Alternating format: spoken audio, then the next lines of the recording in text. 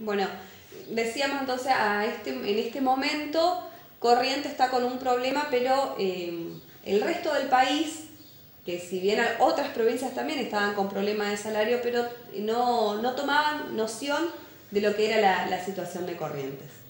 Y a partir de aquí se empieza a gestar entre ustedes una idea que va a dejar como histórica a la provincia, ¿no? Que fue llevar este traslado, o sea, llevar este reclamo, trasladarlo a la ciudad de Buenos Aires. Y es esto el punto en que nos interesa a nosotros, o sea, que nos cuenten cómo salió, cómo se animan, cómo se gesta la idea de viajar y después qué pasó una vez que llegan a Buenos Aires. La idea de viajar a Buenos Aires siempre estuvo. ¿Por qué? Porque nosotros habíamos hablado con el gobernador que luego de ese 7 de junio, que es el punto clave, diríamos, de toma del puente por unas horas y quedarnos en la acampe de la Plaza del Aguante del 7 de junio, la idea siempre estuvo y se ofreció justamente a Braghiar Pocar, que era el gobernador, que nosotros podíamos hacer de intermediarios hacia el gobierno nacional para conseguir los fondos. Nunca nos hicieron caso porque decían un gremio no puede hacer eso, o sea, no creían en la fortaleza. Así fue gestándose la idea hasta que nos dimos cuenta que si nosotros no hacíamos algo, desde nuestros contactos fundamentalmente gremiales con la CGT, a través de Pancho con Víctor Hugo da Rosa, que nos vinculó a Piumato, nos acercó a Moyano.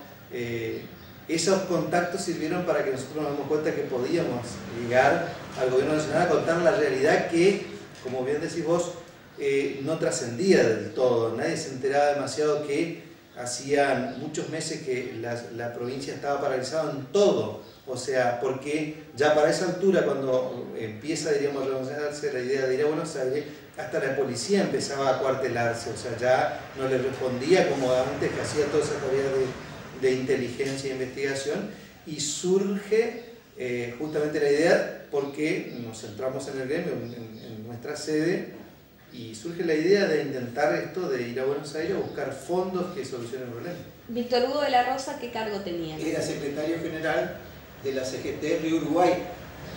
Ante una alternativa válida, porque la CGT Río Uruguay durante mucho tiempo ha sido la única CGT normalizada y con contactos muy fluidos con el nivel nacional. Dentro de Víctor Hugo, el secretario gremial en ese momento era José Cetina, de camionero, lo que no significaba tener un inmediato acceso a Moyano, por ejemplo. Y fundamentalmente, también creo, Juan Ramón, que es importante marcar que también se toma ya la decisión definitiva de pedir la ayuda a la gente de la CGT Río Uruguay para que contacten a los gremios nacionales de camioneros, de judiciales y de la Unión Tranviaria y Automotor como tripartitas, ellos que fueron los que bancaron, los que nos hicieron todo el sostén logístico en Buenos Aires, porque nos enteramos que había un problema que se podía llegar a agravar en Corrientes si no entraba ya dinero, porque entonces ya se podía paralizar definitivamente, ya ni siquiera lo mínimo que podían estar funcionando los hospitales, por ejemplo. Eso es una de las cosas que hace que se plantee esta necesidad.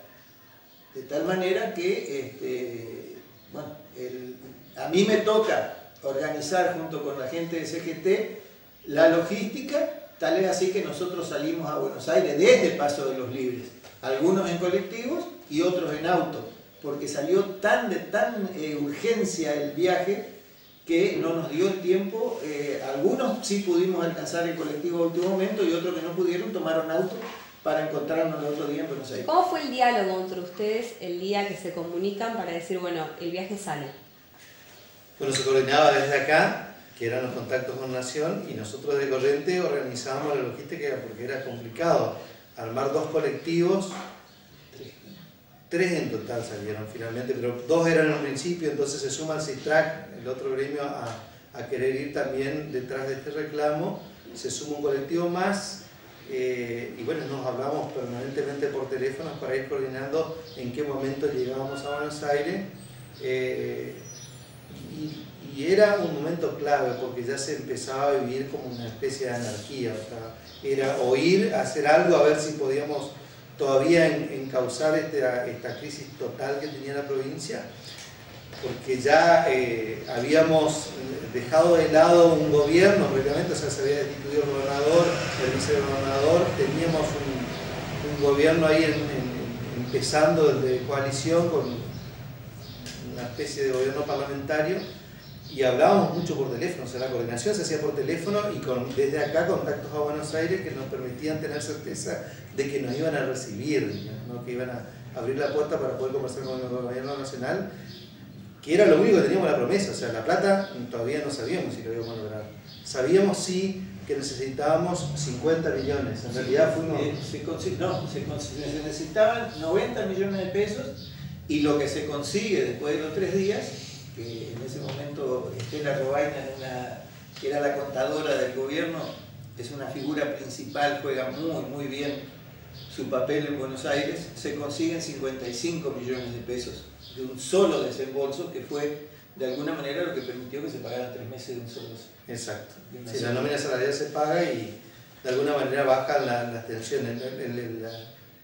El gran desafío era conseguir ciertos 90 millones, pero sabíamos nosotros que íbamos por mucho para traer algo, porque la verdad que la desesperación que había era, no había nada. ¿Qué recuerdan del contexto? O sea, sí, de eso, de esa pobreza salarial o esa falta de sustento. Un dato como para que vos tomes, el problema era igual en toda la provincia. Y en toda la provincia ocurrió exactamente lo mismo, las carpas en las plazas, y el pueblo brindando apoyo para que las ollas populares, que ya en ese momento ya no eran una, sino en los pueblos eran bastantes, permitían de alguna manera para que la gente pudiera resistir, para que pudiera... Y lógicamente, todo el empleado público provincial, a partir de ese problema, tuvo un problema adicional después porque dejó de pagar todas sus cuentas. Era imposible poder pagar las cuentas, y lo único que se podía hacer medianamente era ayudarse uno con otro para poder, por lo menos, tener para poder comer y para los gastos mínimos. ¿Alguna postal que les haya quedado de recuerdo de la gente, de las calles, de la situación? La plaza la plaza esa de 25 de mayo era una postal muy fuerte. Había más de 300 carpas de diferentes puntos de la provincia. Y lo otro, la crisis era tan grande, la cadena de pagos se había cortado en esto, no solo lo elemental, o sea, la gente ya, el tema comían en las plazas muchas veces porque ya se hacía de alguna manera una olla no solo popular sino solidaria, porque el problema era que no había dinero para comer en muchos sectores ya.